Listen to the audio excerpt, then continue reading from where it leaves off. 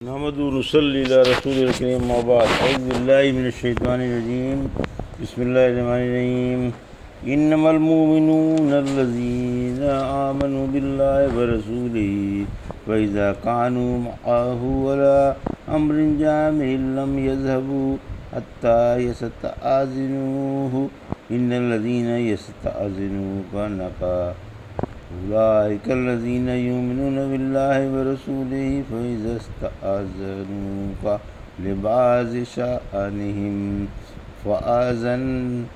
فأذن لمن شئت منهم واستغفر لهم الله إن الله غفور رحيم لا تجعلوا دعاء الرسول بينكم كدعاء بعضكم بعضا قد يعلم الله الذين يتسللون منكم لواذا فليحذر الذين يخالفون عن أمره أن تصيبهم فتنة أو يصيبهم عذاب أليم ألا إن لله ما في السماوات والأرض قد يعلم ما أنتم عليه ويوم یرجعون الیہ فینبئہم بما عملوا واللہ بکل شیء علیم۔ ابھی آپ نے سورہ نور کی آیت 62 سے 64 کی تلاوت سماعت فرمائی۔ ان آیتوں کا ترجمہ اور تفسیر اس طرح ہے: انما المؤمنون الذین آمنوا باللہ ورسولہ واذا كانوا معه علی امر جامع لم يذهبوا حتى يستأذنوه ان الذين يستأذنونك أولئك الذين يؤمنون بالله ورسوله فإذا استأذنوك لبعض شأنهم فأذن لمن شئت منهم واستغفر لهم الله ان اللہ غفور رحیم۔ آیت 62 ترجمہ: ایمان والے وہی ہیں جو اللہ پر اور اس کے رسول پر ایمان لا چکے، اور جب کسی ایسے معاملے میں جس میں لوگوں کے جمع کرنے کی ضرورت ہوتی ہے یہ نبی کے ساتھ جمع ہوتے ہیں تو بلا اجازت حاصل کیے آپ سے علیحدہ نہیں ہوتے۔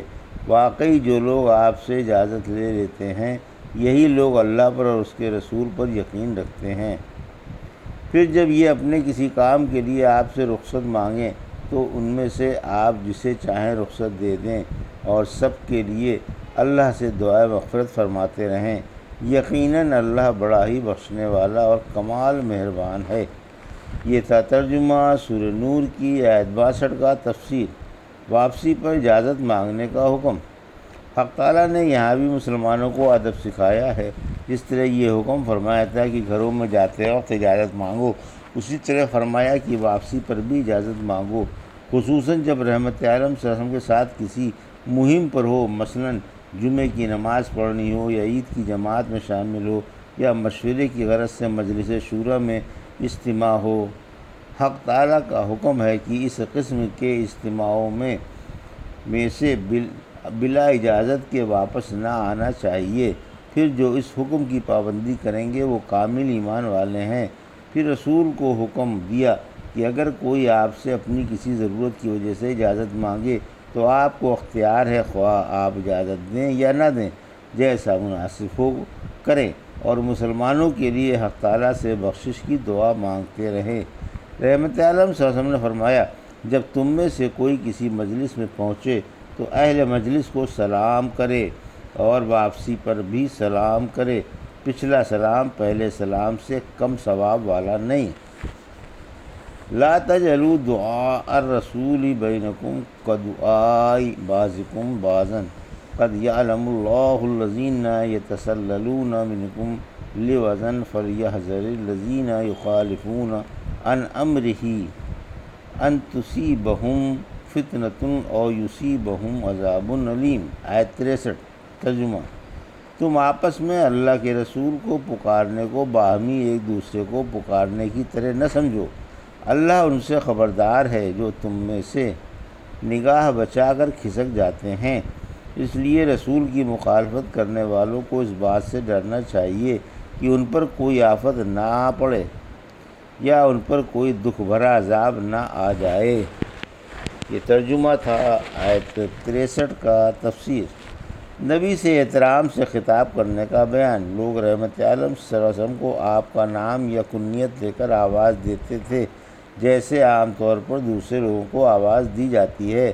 حق تعالیٰ نے اپنے نبی کے اکرام و احترام کی خاطر لوگوں کو اس بات سے منع فرمایا اور تاکید کر دی کہ رحمت عالم صلی اللہ علیہ وسلم کا نام یا کنیت لے کر آواز نہ دو اور نہ آپ سے اس طرح خطاب کرو، بلکہ یا رسول اللہ یا نبی اللہ کہہ کر خطاب کرو یا آواز دو۔ سورہ حجرات کی آیت 3 سے 5 میں فرمایا، اے ایمان والو، نبی کی آواز پر اپنی آوازیں بلند نہ کرو اور آپ کے سامنے اونچی آواز سے بات چیت نہ کرو جیسے تم آپس میں کیا کرتے ہو، ورنہ تمام عمل برباد ہو جائیں گے اور تم کو احساس بھی نہ ہوگا۔ یقیناً جو لوگ اپنی آوازیں اللہ کے رسول کے سامنے پست رکھتے ہیں وہی ہیں جن کے دلوں کو اللہ نے تقویٰ کے لیے آزما لیا ہے۔ ان کے لیے مغفرت اور عظیم صلہ ہے۔ جو آپ کو حجروں کے پیچھے سے پکارتے ہیں ان میں سے اکثر عقل سے خالی ہیں۔ اگر وہ آپ کے آنے تک صبر کرتے تو ان کے حق میں اچھا ہوتا۔ ان تمام آیتوں میں رحمت عالم صلی اللہ علیہ وسلم سے بات چیت اور خطاب کرنے کا ادب بتایا گیا ہے۔ شروع میں آپ سے کچھ مشورہ کرنے سے پہلے صدقہ کا حکم فرمایا گیا تھا، مگر پھر یہ حکم منسوخ کر دیا گیا۔ پھر فرمایا کہ اللہ کو وہ لوگ معلوم ہے جو نظریں بچا کر چپکے سے کھسک جاتے ہیں۔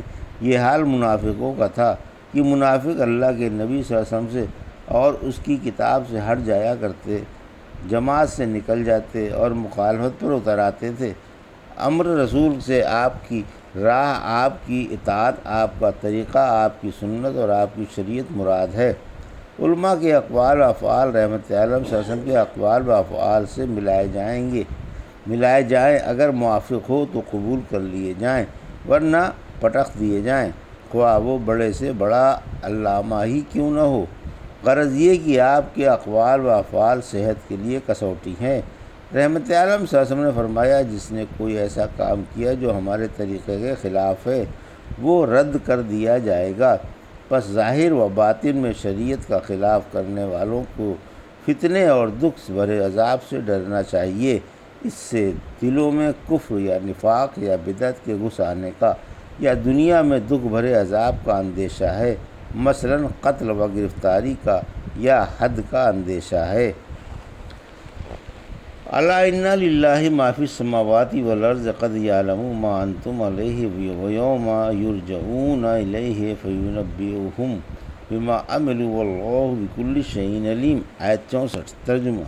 سن لو، جو کچھ آسمان و زمین میں ہے اللہ ہی کا ہے، تم جس روش پر ہو وہ اسے معلوم ہے، اور جب لوگ اس کے پاس لوٹائے جائیں گے تو وہ انہیں ان کے عملوں کی خبر دے گا، اور اللہ تو ہر چیز اچھی طرح جانتا ہے۔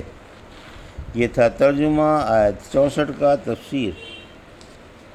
اللہ ہی آسمان و زمین کا مالک ہے، وہی چھپی کھلی باتوں کا جاننے والا ہے۔ اسے خوب معلوم ہے کہ اس کے بندے خلوت و جلوت میں کیا کچھ کر رہے ہیں، وہ ان کی روش سے یقیناً خبردار ہے۔ یعنی تمہاری روش کا اسے خوب علم ہے اور تمہارے اقوال و افعال اس کی آنکھوں کے سامنے ہیں۔ اس سے تو کائنات کا ایک ذرہ بھی چھپا ہوا نہیں۔ سورہ شعراء کی آیت 217 میں فرمایا، غالب و مہربان اللہ پر بھروسہ رکھو جو تمہارے قیام کو اور نمازیوں کو کے ساتھ تمہاری نشست و برخاست کو خوب جانتا ہے، یقیناً وہ خوب سننے والا اور خوب جاننے والا ہے۔ سورہ رات کی آیت 33 میں فرمایا، وہ بندوں کی ہر بھلی اور بری کمائی کا عالم ہے۔ سورہ ہود کی آیت 5 میں فرمایا، یاد رکھو جب لوگ کپڑوں میں چھپ جاتے ہیں اور کچھ کرتے ہیں تو ہر چھپی کھلی چیز اس کے لیے برابر ہے۔ سورہ رات کی ہی آیت 10 میں فرمایا، تمہاری پوشیدہ اور کھلی بات اس کے لیے برابر ہے۔ سورہ ہود کی آیت 6 میں فرمایا، زمین پر جو بھی چلنے پھرنے والا ہے اللہ کے ذمے اس کی روزی ہے، وہ ہر جاندار کے ہر حال کو خوب جانتا ہے۔ تمام باتیں ایک روشن کتاب میں موجود ہیں۔ سورہ انعام کی آیت 59 میں فرمایا غیب کی کنجیاں اسی کے پاس ہیں جن کو وہی جانتا ہے، اور وہ خشکی اور تری کی ایک ایک چیز سے واقف ہے، اور وہ ہر جھڑنے والے پتے کو جانتا ہے، اور زمین کے اندھیروں میں پڑے ہوئے دانے کو اور ہر خشک و تر کو ایک روشن کتاب میں لکھ چکا ہے۔ پھر فرمایا کہ جب لوگ قیامت کے روز لوٹ کر اس کے پاس جائیں گے تو وہ انہیں ان کے چھوٹے اور بڑے کام جتا دے گا۔ سورہ قیامہ کی آیت 13 میں فرمایا اس دن انسان کو اس کے تمام اگلے اور پچھلے عمل دکھائے جائیں گے۔ سورہ کہف کی آیت 49 میں فرمایا اور اعمال نامہ رکھا جائے گا، پھر تم مجرموں کو اس کی تحریر سے خوف زدہ دیکھو گے، اور وہ کہہ رہے ہوں گے ہائے ہماری شامت، اس کتاب میں تو ہمارا چھوٹا بڑا ایک ایک عمل موجود ہے، اور اپنے تمام عمل موجود پائیں گے، اور تمہارا رب کسی پر ظلم نہیں کرے گا۔ الحمدللہ سورہ نور کی تفسیر مکمل ہوئی۔ اللہ پاک عمل کی توفیق عطا فرمائے اور آخرت کا ذخیرہ بنائے، آمین۔ یہ تھا سورہ نور کی آیت 62 سے 64 کا ترجمہ اور تفسیر جو بھی آپ نے سماعت فرمائی۔ بارک اللہ لی و لکم فی القرآن الحکیم ونفعنا وإیاکم بآیات الذکر الحکیم۔